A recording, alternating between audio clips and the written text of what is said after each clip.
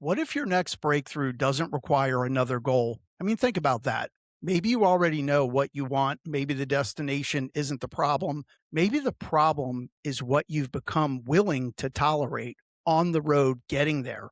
You want to build something exceptional, but tolerate average preparation. You want stronger relationships, but tolerate distracted conversations. You want greater opportunities, but tolerate inconsistent follow up. You want to become better at your craft, but occasionally tell yourself that's enough. And that's where today's conversation begins, because there's a difference between wanting a different future and establishing a standard capable of supporting one. So this Monday, I'm not asking you to create another giant goal. I'm asking you to identify one area where you know you can operate better, not perfectly, better, and then raise the standard.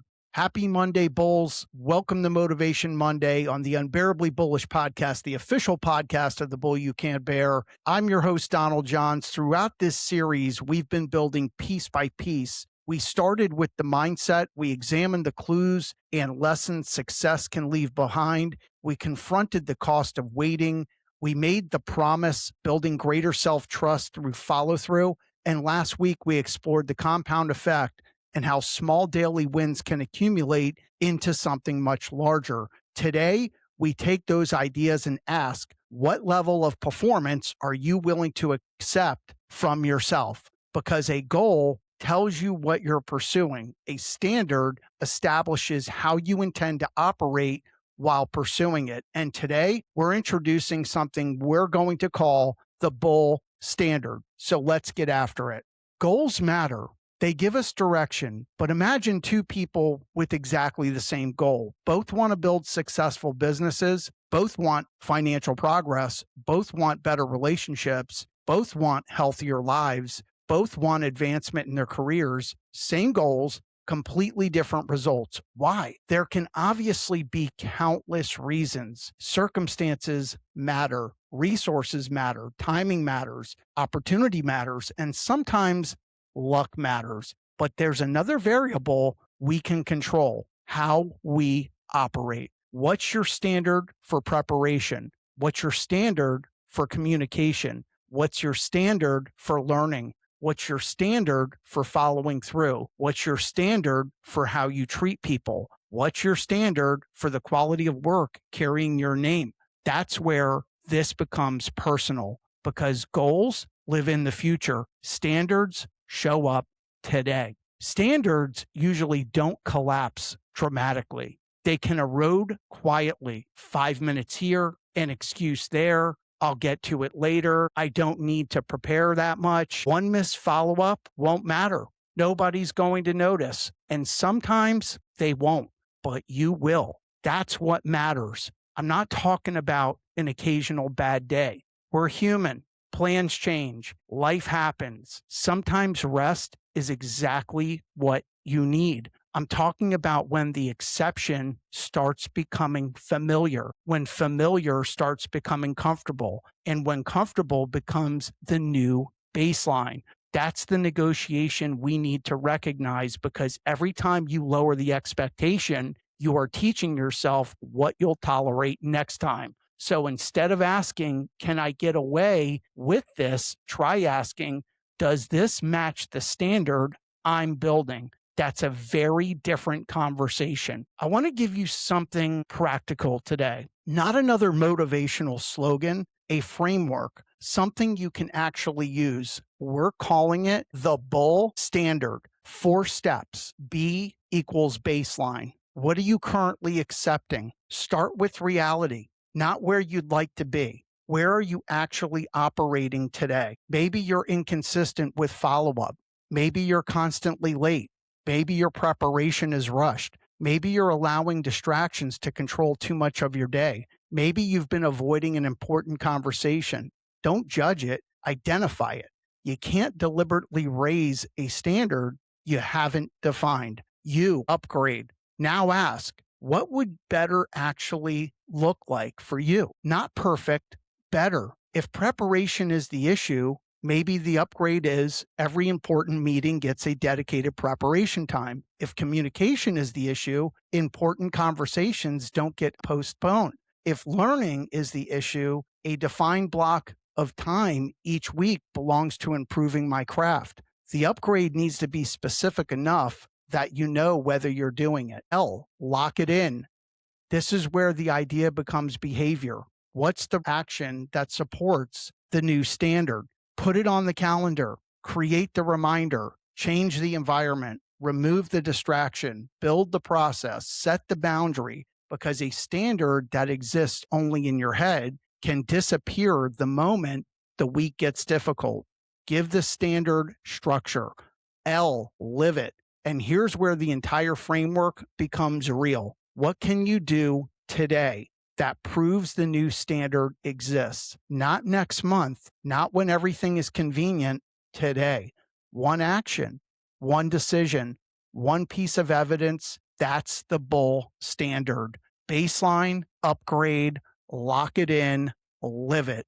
Bull. Simple enough to remember, practical enough to use. Now let's take this deeper. A standard becomes most revealing when there's no audience. Nobody is checking. Nobody is applauding. Nobody knows whether you did the extra preparation. Nobody knows whether you studied. Nobody knows whether you made the follow-up call. Nobody knows whether you gave the project everything it deserved except you. That's why private behavior matters. Public results often have a private history. The presentation has preparation behind it. The business has conversations behind it.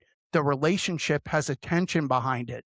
The skill has repetition behind it. The opportunity may have years of learning behind it. What eventually becomes visible can begin with work that was almost completely invisible. So here's today's question. What standard do you maintain when there is no audience? That is worth thinking about.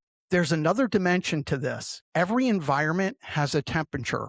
Walk into one organization and preparation is expected. Walk into another, improvisation is normal. In one group, people challenge each other to improve. In another, excuses receive more energy than solutions. Spend enough time in any environment and you can begin adjusting to its temperature. So take inventory. What does your environment normalize? Preparation or excuses? Learning or complacency? Execution or endless discussion? Accountability or blame? And here's the key. You don't always need to leave an environment to change its temperature. Sometimes you become the thermostat.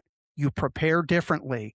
You communicate differently. You show up differently. You bring a higher level of energy. You raise the expectation through your behavior, not by announcing my standards are higher than yours, but by allowing your actions to speak first. Now, I want to protect this idea from becoming something it isn't.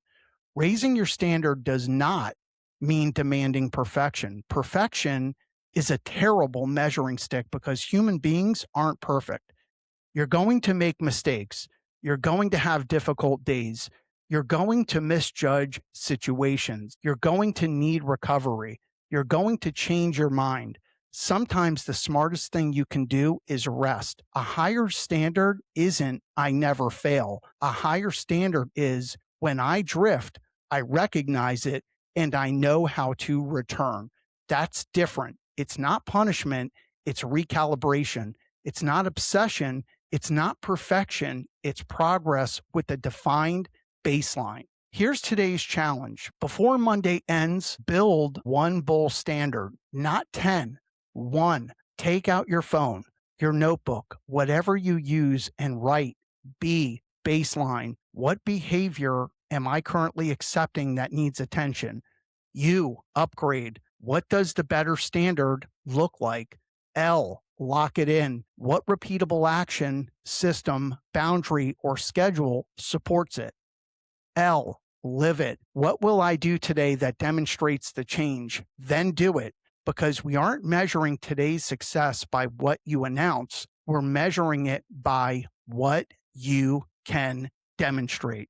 Look at what we've built across these first 6 Motivation Mondays. Mindset changes the lens. Clues give us lessons. Action challenges waiting. The promise strengthens follow through. The compound effect gives small wins time to accumulate. And now the Bull Standard establishes how we operate. These aren't 6 disconnected motivational speeches. They're pieces of a system. Think differently, learn deliberately, move when action is required, honor meaningful commitments, allow constructive behaviors time to compound, and continually evaluate. The Standard carrying your name. Going to do the Bulls bottom line. Here's what I want you carrying into this week. Your goal may tell you where you want to go, but Monday, the goal isn't doing the work. You are. When the inbox fills, when the phone rings, when the schedule changes, when the energy dips, when nobody is watching, you still have a decision. What standard operates here? So don't try to reinvent your entire life today. Pick one area, establish the baseline, upgrade it, lock it into your routine and live it. Baseline, upgrade, lock it in, live it. And here's the line I want associated with this episode. Don't advertise your standard. Build a life that reveals it. That's Motivation Monday. Not perfection, not empty hype, not pretending every day is easy. It's deciding that the person you're becoming deserves a stronger operating standard than the one you're leaving behind. Raise it, protect it, live it, then tomorrow, do it again. I'm Donald Johns. This is Motivation Monday on the Unbearably Bullish Podcast. This is the bull you can't bear. We appreciate all of you and love all of you. Always remember strong markets, stronger mindset, unlimited opportunity. We're always here to connect, collaborate, and monetize. Follow the herd. Have a successful, productive, and profitable week. And as always, stay unbearably bullish. We appreciate all you and have a wonderful day.